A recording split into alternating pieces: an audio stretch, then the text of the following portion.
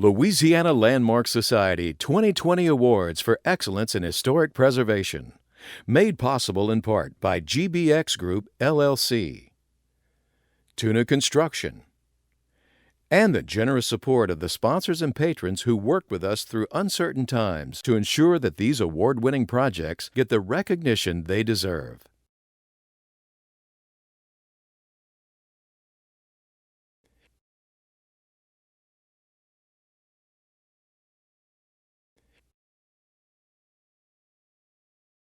Thank you.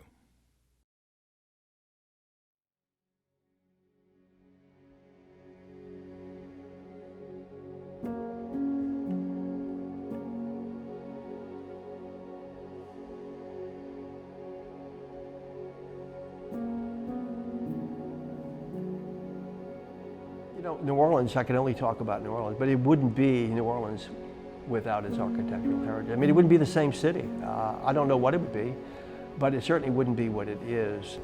I love New Orleans architecture. I think it's what draws me here, what keeps me here, and what keeps me happy. And I hope we can continue to save and revitalize our neighborhoods. I believe that there's a lot to fight for here. There's always a struggle between the old and the new, and what can we do to protect what we have while progressing into the new? It begins with little nuggets of understanding about the inherent beauty and truth of old things, and recognizing them for what they are, antiques that have survived, and that you suddenly have a feeling of responsibility for something that you understand. If you just pass by something and don't look at it, you won't take ownership, spiritual ownership of that. But once you begin to understand it and see its needs, then the desire rises to help it out and to help out the neighborhood that it's in, not just some inanimate object, but the area and the people that are affected by it. Neighborhoods have a strong identity in this city. Neighborhood names were changing back then, and the names fed into an identity of the neighborhood that was becoming really very compelling. These neighborhoods were emerging as real forces in the community. I mean, people recognized that these were not neighborhoods to be abandoned, these were neighborhoods to be saved. And that feeling, I think, permeates throughout the entire community. But the ultimate goal is to have a sustaining community that serves the interest of everyone in the community economically and culturally in ways that they would want to continue to live here. And that's what our goal is.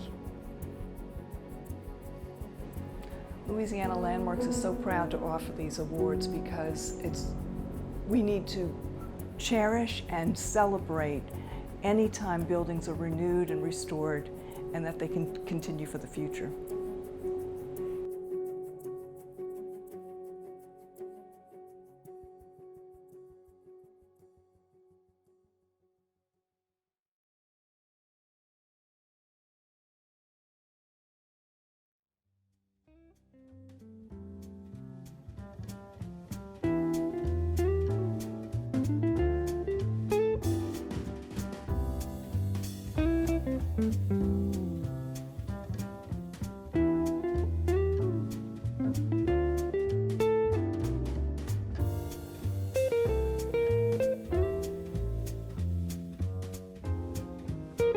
(1521) South Carrollton Avenue, honoring Keith and Cypria Scarmusa, Daniel Samuels, and Ashton Avegno. This residence in the 1500 block of Carrollton is one of a group of 4 houses designed by Thomas Sully, circa 1905. It was rescued from a fate of divided apartments, a loss of fabric, inappropriate additions, and a general lack of maintenance. The project began with demolition down to the studs. An inappropriate rear addition from the 1970s was replaced with a new one, featuring a double gallery and more in keeping with the original style of the house. All new systems were installed. In the course of the renovation, owners Keith and Cypria Scarmusa were careful to save and restore all original hardware, doors, flooring, mantel tiles, trim, and windows. Sully's original blueprints for the house were discovered at Tulane Southeastern Architectural Archive and provided guidance for this impressive renovation. During its time of use as apartments, the lower section of the original staircase was lost along with the balusters and handrails. The Sully drawings guided the reconstruction of the staircase to its original design, as well as the restoration of the original custom wood paneling in the foyer. According to the project narrative, a careful effort was made to save, refurbish, and reuse all the materials possible throughout the house. The home is located in the Carrollton National Historic District and qualified for historic rehabilitation tax credits. In making the award, committee members noted the importance of honoring non-commercial residential projects and their role in protecting the city's architectural legacy.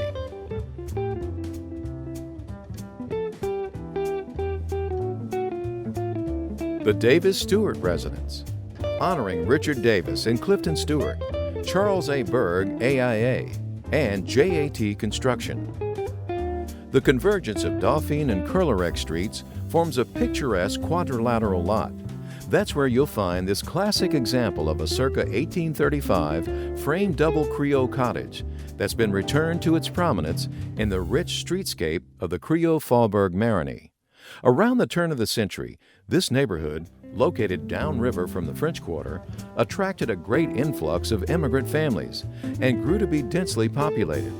This had an impact on the appearance of its historic dwellings. In recent decades, this cottage suffered unsightly shed roof construction and additions at the rear. The oversized roof projection is gone. The original pilastered pedimented dormers were reclaimed and returned to their proper place to restore the original facade roofline. Appropriately detailed weatherboarding was installed, and vintage Greek revival millwork and windows were refurbished. The textured history of the Faubourg Marigny is reflected in the story of this cottage. It was owned in the early 20th century by a Sicilian wagon peddler named Anthony Vaccaro and sheltered 3 families according to the 1920 census, with a total of 11 people. In addition to the cottage, the 1908 Sanborn insurance map outlined a separate circa 1900 building tucked into the downriver corner. By 1937, a triangular brick filling station had replaced the corner house and remains today. The honored renovation rescued this dilapidated cottage and brought back the original use as a double, with 2 independent 2-story living units. Both of them are now owner-occupied. And as Lagniappe, the little gas station now serves as a cozy guest suite.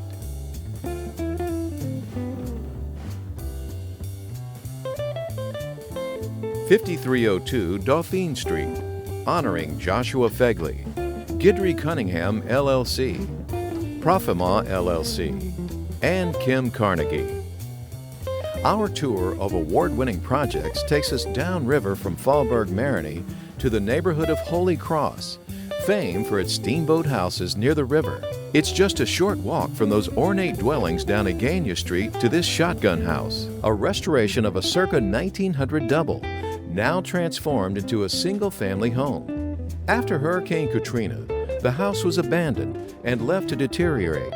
Victimized by the elements and vandals, the house lost most of its original historic detailing, and at the time of its acquisition had been reduced to a stripped-down version of its former dignified self. Aided by a single pre-storm photograph, the developers salvaged and repaired the foundation, the exterior wood siding, the roof and chimneys, the wood flooring, front windows, the door frames, and transoms. They faithfully reproduced the windows, doors, and brackets with great sensitivity. They also painstakingly repurposed the original interior trim to create interesting and decorative architectural elements. The interior was restored with the goal of creating a sense of light-filled spaciousness, with refurbished fireplaces to provide a balance to the flow of the rooms and a reference to the historic texture. The floor plan created a master suite via the vestibule off the living room hall that includes the master bedroom, a large, well-appointed bathroom featuring a tub walk-in shower combo, and generous closet. The remaining 2 guest bedrooms share a bathroom centered on the unique diamond-shaped fireplace. The large lot enabled two separate parking spaces, one off Dauphine Street and a second from Igania Street in a restored garage.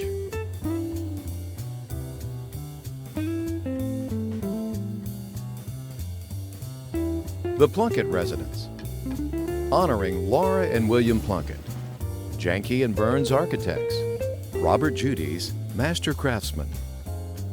An unusual award this year goes to the restoration of a single feature of a residence.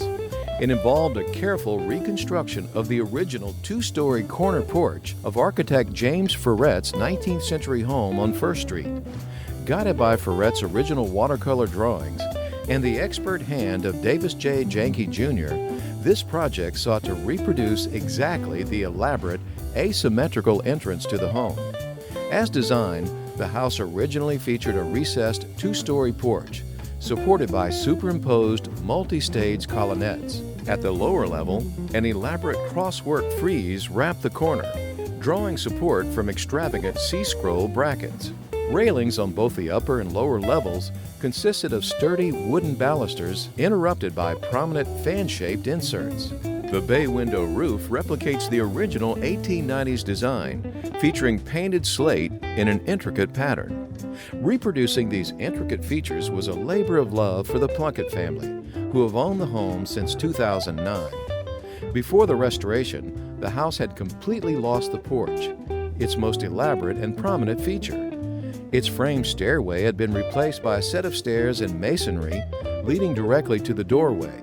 The house was painted a single shade of pleasant blue-green with white trim, its projecting three-part bay the only hint of its original design. Part of the project repainted the exterior with multi-chrome highlights. In approving this award, the committee took note of the level of care and expense involved in restoring a single but defining feature of the home.